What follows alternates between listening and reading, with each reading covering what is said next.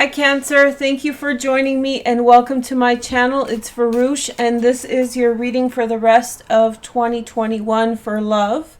I'm doing this as part of our new moon reading in Cancer. So happy birthday to everybody who is having a birthday right now.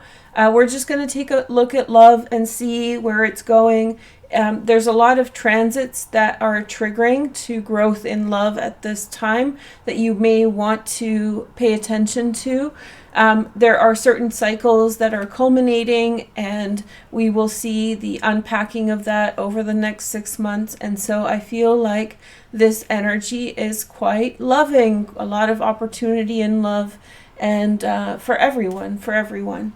So first of all, why don't we take a look at some cards to get familiar with the energy first. We have the Nine of Swords first, Cancer. I'll lay down the whole row right from the get-go. We have the Five of Pentacles. Let's see what else we have. I'll cut the cards. Then we have the Four of Cups. This is Sun in Cancer in traditional astrology. And then we have the Hermit, Virgo. And then we have the Moon in Cancer. Then we have the Four of the Emperor again. So 2 4s, a 5, and 2 9s. Okay, I have a feeling that if you are in a relationship, Cancer, there has been powerful dynamics between you and your partner. You're both being placed on great challenges and confronted with a lot of energy. And it may be the situation that if you're communicating with your partner through this time, you may have this frequency of refusing to communicate with them. Maybe because of what they've done, because of how you feel, and maybe they are doing the same in turn. So it's it's an energy that goes back and forth between the two of you. Now, given the astrology, that makes a lot of sense, and I'll show you in a minute. But for now, I have a feeling that in the recent past, you got hurt quite a bit by something. If you're single, then you have gone through a breakup or something difficult that's emotionally difficult, and it made you pull back, and now you are not necessarily fully present in any given moment. You're not fully stepping into the present as you're interacting with people because you're still caught up in those past situations. But the time's changing, and in the fall you'll definitely be healing from that. I think that the message here is actually give it as much time as you need, whether it's with a partner or whether you're by yourself. You may feel awkward doing it, focusing on yourself, wanting to go your own direction, saying no to people, not being as caring and giving as you normally are to the people around you with your time and so forth. But I feel like you need to honor what's happened and allow yourself to process all of this energy so you become at peace with everything. Whatever happened was very dramatic. We have the Nine of Swords and the Five of Pentacles. And this greatly influenced your life. So don't blow it off. It's not water under the bridge. It's real feelings and emotions. And whatever has happened for you, you recognize that so you can make sure that you're fully healed, and then you can go on and establish things further for yourself. Keep growing in terms of love. In a relationship, it really looks as though if you're dealing with a man, he's being extremely stubborn, turning his back on a situation, not communicating. But I think that even on your side, you're not necessarily that engaging, or you're not trying so hard to get their attention. And in some way, him being aloof, dismissive, pulls back or whatnot, is actually to your favor, because I think at this time, particularly at the beginning part of this transit, let's say July and August, you really want more time to focus in on yourself and focus on your frequency. Okay, so I want to show you some of the astrological features that are happening with this new moon This is the chart of the new moon, so it's at 18 degrees of Cancer, and that happens on the 9th of July in Turtle Island. And then if you go east of us, then it will be on the 10th, first thing in the morning at night. So the new moon is in your first house. This is a major blessing in love. And when I looked at the chart, I could really see the interaction between all the different features on the chart that sort of instigate new beginnings and instigate this big 6-month pattern. That's why we're doing the reading, the video reading. So here are the other aspects that I mentioned in that video. The video itself is linked in the description in the playlist. So go check that out. I think it's called Abundant Love Playlist, but let me show you where those transits are for you. So we talked a lot about Venus and Mars. That's actually in your second house. And rather than love, this actually gives you a great power to stand up for yourself financially.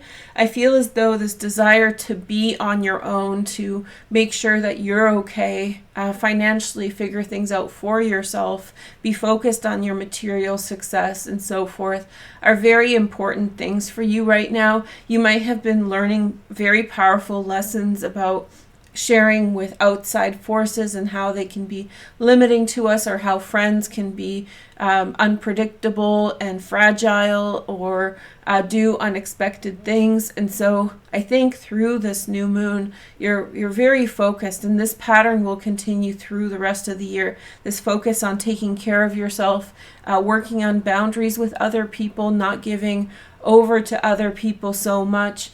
And I think that that's going to be a big blessing. We also have the North Node with Aldebaran. I've talked about this a lot.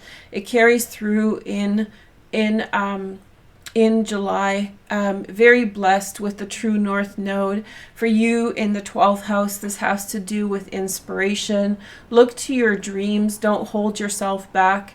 If you feel like the desire to go in some direction, or if you feel the desire to open up yourself to a frequency, then do that. Then this is not a time for you to hold back.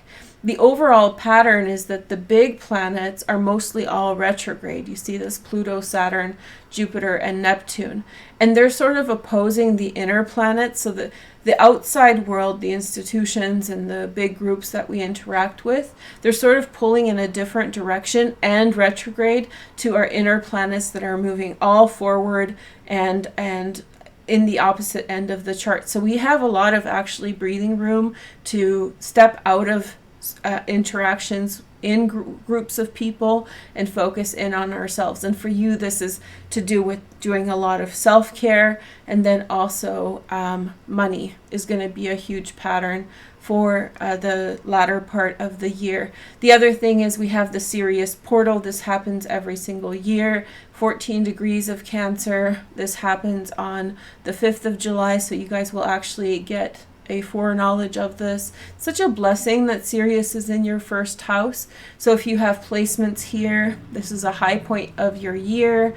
If you don't have your placements exactly at 14 degrees of Cancer, then you are still enjoying this. Protection comes in. This is a time to call on what you want to happen, bring that in through whatever kind of practice you do, and keep that there. Now we had the North Node, Cancer new moon, Sirius, the opposition with the big planets, and then Sun and Venus and Mars. Now Venus and Mars, like I said in that collective video, are a part of a larger pattern, right? Between Venus's retrograde cycle. And so this is actually coming to, it's the final phase of self-understanding and reflection before Venus goes retrograde, and then we begin to really pushing forward in love. But you can, very lucky love, you can fall in love with someone in energetically that has to do with past relationships and so forth, like a blueprint working off of something. You could literally go back to someone from the past, or think about going back to someone.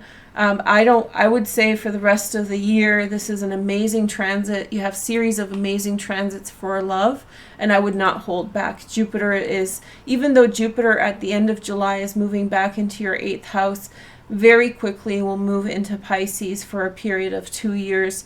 You have some, into Pisces for a period of 2 years. You have some beautiful transits.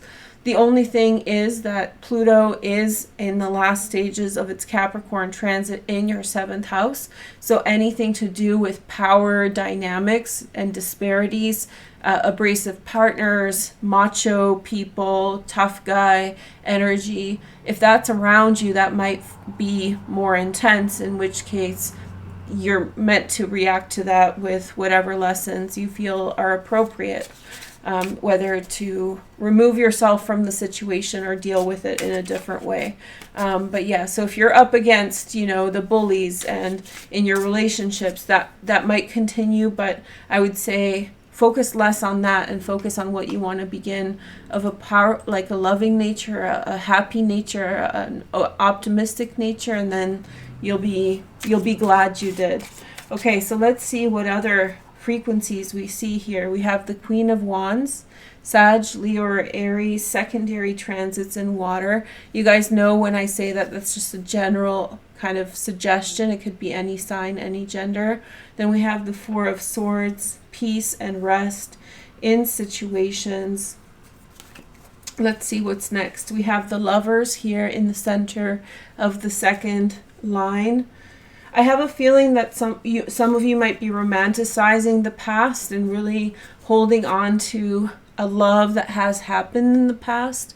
I think maybe in this coming autumn, you will really, like on a deep personal level, appreciate how you can use those people, even if that relationship didn't work out because some aspect of it was not positive. You can still take those positive qualities of those people in your past and look for them in people in the present and in the future. 10 of Swords energy in the oncoming energy. I have a feeling that through the fall you will be feeling as though you don't really want to speak up, and that's okay. Your time to speak will come.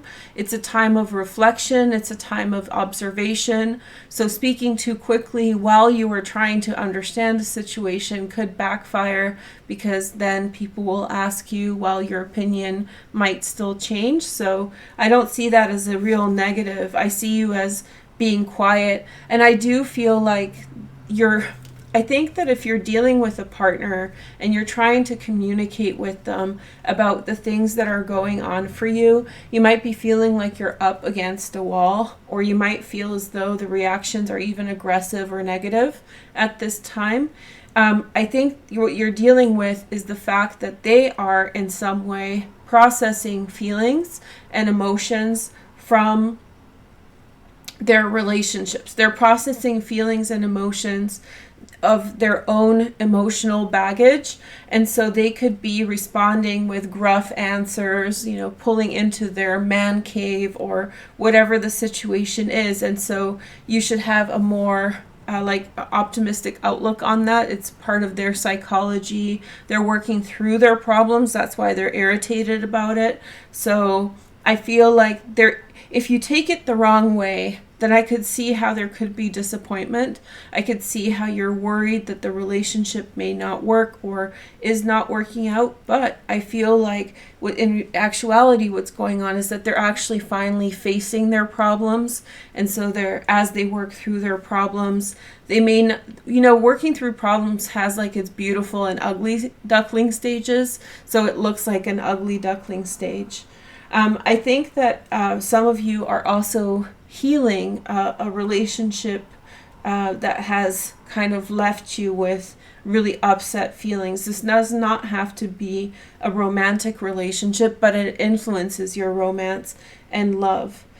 I feel as though you have someone around you. You may have talked to a counselor, but there's also this frequency of having been around someone who has a lot more than you, has a lot vibrancy and success, or something that you feel like you're lacking, or maybe you don't have as much of. This person feels privileged, like it comes to them a little bit easier than others. So it might have been triggering to be around such an individual, someone who just sort of steps into what they have without too much effort. But I feel like you're getting a break from that. It feels like you've been coming out of a frequency of maybe not being tormented, but there's definitely things going on around you that could be upsetting at times, or, disenchanting or discouraging. But I think that you're shifting towards like a higher frequency. There's love for you on the other side of all these things, and I feel like I think that it's self-confidence. I think that like the theme of self-confidence is going to be in all readings at this time. We're all realizing this Chiron energy. Chiron is, for example, squaring the new moon lightly, right? We have a light square from Chiron. So we're all in some way initiating this period of time through self-consciousness about what we are and what we lack. And so in this energy, you're sort of facing some of these demons that are holding you back, those negative thoughts and alignments, because they're holding you back from actually embracing the love that is coming for you, the love that is there and is waiting for you. The Lovers is right in the center. So that's quite exciting, right? Then we have the Two of Swords, Cancer. Peace, this is Moon in Libra. Then we have the Devil, Mr. Devil Biesse. We have Capricorn energy. That's what I say. Capricorns are not necessarily bad for you, but the Capricorn energy in your 7th house for the next couple years, it's a long one, but you're almost there, is overwhelming. You have the high chance of dating someone who's a bit of a bully. You may get into power dynamics between your partners, or you may have around you people who have big personalities, really want to in some way domineer or be intense. And I think this card really represents how you feel. I think you've been through it for 10 years that Pluto's been in the 7th house, and you're just tired. Not tired like falling on the floor, completely exhausted. This is like a gentle kind of tired, like you've done your work, you've completed everything, you've worked through the different frequencies that have happened around you, and you're sort of done with Pluto in Capricorn. But here he comes again, waving his little whatever roses. This is a very beautiful Devil from this deck. This is the Victorian Romantic Tarot. Somebody's going to come through with an offer. It's going to be hard for you to figure out what it's about. There's like an element that you're feeling that it could be a little dangerous or a little bit taboo or risque. I think that it has the potential to pull you back into previous things. So think hard before you pursue that. Then we have the High Priestess. Very, very strong energy. Your instincts are telling you that moving forward is a good direction, but I think you keep on experiencing some degree of self-doubt. Then we have the Page of Pentacles, Virgo, Taurus, or Capricorn. Essentially, you're waiting for a financial breakthrough, which is coming in the fall. And when it does, then I think that you'll be able to face all your interpersonal romantic situations with a great openness. 8 of Swords. I think your partner's going to realize how their behavior has been like uncouth or not very nice or not very forthcoming. I think that they're going to have a problem moving forward on how to apologize to you, those of you who are in a relationship, how to make it up for you. They also have a conflict of interest. Now that doesn't mean another relationship. It just means that they have two things that are pushing on them, this relationship and something else, and they don't really know how to approach it.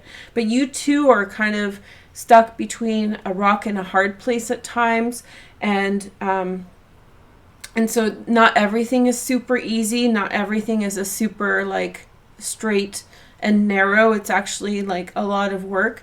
But the thing is here that you're not meant to think of things as being completely difficult or weighing you down, because you're in a transition phase away from a shocking event that kind of left you down and out. This person, I don't like this frequency at all. This frequency, unless this is your counselor, in which case they're fine, but this could be a sister, this could be someone close to you, or someone who you are by proxy close to, like at work or school.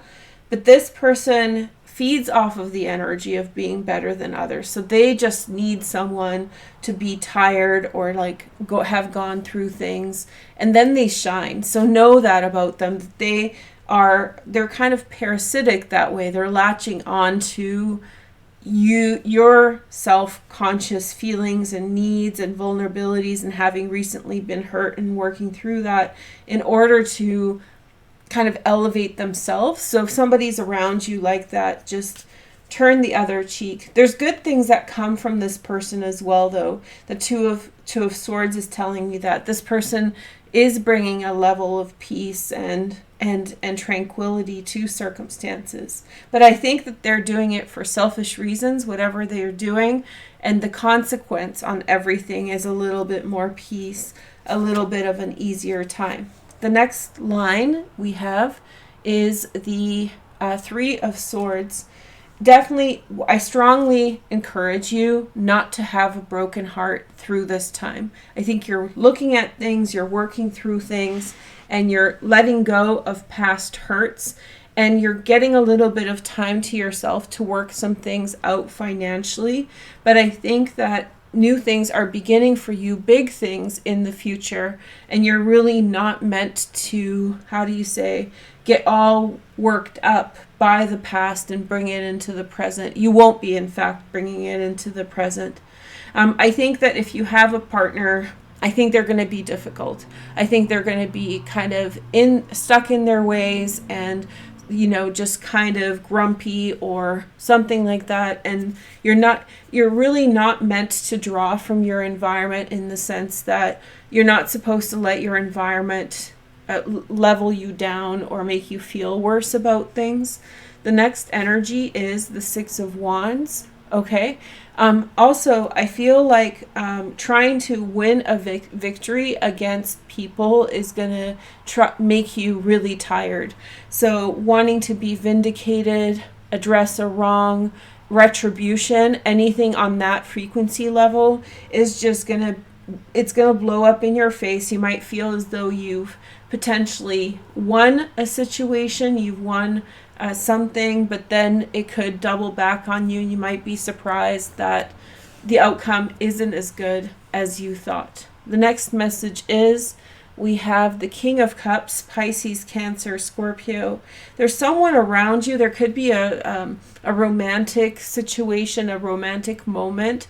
Whether you have a relationship with this person or not is not the point. This person is around, and they have like the frequency of what a perfect partner would be like. They have the characteristics, they're kind, they're attracted to you, they're showing you attention, but it's not quite clear why it's not, there's questions around the issue still. So you're going to have to see where this develops to, Cancer. Then we have the Eight of Wands, Sag Mercury. Okay. It could be very well that somebody's working up their mind to communicate to you their intentions.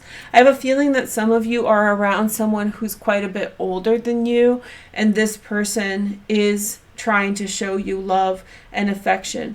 If you're in a relationship and you're married, and especially for those of you for whom the relationship is in a really ongoing, difficult state, there is someone around who is an alternative. They will come up in the fall and they will make their feelings known. Okay? Then we have the outcome, which is the Wheel of Fortune. I really felt this throughout the whole reading. I didn't want to call it ahead of time, but I sort of told you guys already that you're working through stuff. You've just left a bunch of mess, and now you need to recalibrate. You need to figure out what you want for yourself. And when you do, you are going to go in a wonderful new direction. Some of you are going to be very happy with this person who's around that you're not sure about through the summer and fall. Like through the latter part of the year, there may be a lot of questions about them, and you may not be together until like later on in the year, November, December, or so forth. And some of you are going to be facing a big dilemma between a husband who's being grumpy, having difficult moments, and somebody else who's offering you seemingly everything, open-hearted, no drama, loving words. I think whatever you choose and whatever happens, this is the Wheel of Fortune, Jupiter, is going to take you in a good direction. So all the difficult work that you're doing, trust your instincts, trust your insights. And as you work through all these things, don't get sad about your circumstances, but also don't make them a contest between yourself and others.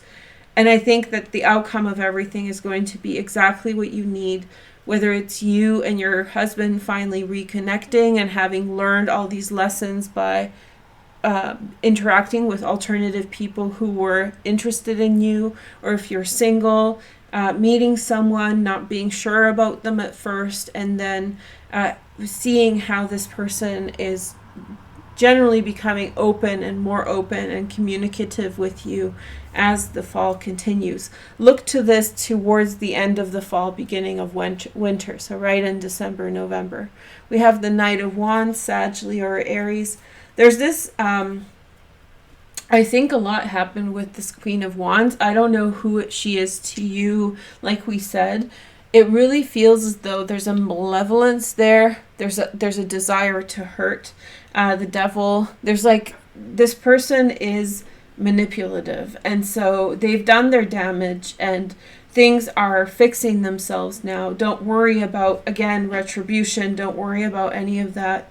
Everything's coming to this person just by virtue of how they handle things. What you need to focus it on is your relationship, trust your instincts, and pay attention to this person that shows up. 2 signs that might be important for you in the latter part of the year. I'm surprised here. I'm actually going to do Leo right after this, so maybe some of you guys want to check that out. And then we have Aquarius. Okay, so here we go. There we go. Aquarius and Leo. So we're looking at like 2nd, 8th house stuff. Point blank, I think a lot of your focus in the fall will be around money. I know this isn't a money reading, but there's going to be financial opportunities, restructuring, letting go of being tied into finances with other people. So if you have like a joint house with an ex-partner, you might finally be able to separate your assets. And those are going to be the focal point for Cancer is definitely money and financial growth. So enjoy that. That's a really good transit. In terms of relationships, I feel like there's a lot of waiting. There's a lot of figuring out. If you have a partner, I think they're working through their feelings. And there could be someone around who's putting, a lot of like putting on, how do you say, they're just showing you a lot of love and affection. And you're going to take some time to figure out whether or not they're the one, whether or not they're a good choice. Okay? Thank you so much for watching, Cancer. I hope you have a wonderful day, and I'll talk to you soon, and have a wonderful rest of the year. All of your videos to do with these transits are in the description, along with meditations to help you to connect with this frequency. I think you're going to do fine. Okay? Thank you so much for watching. Have a nice day. Bye.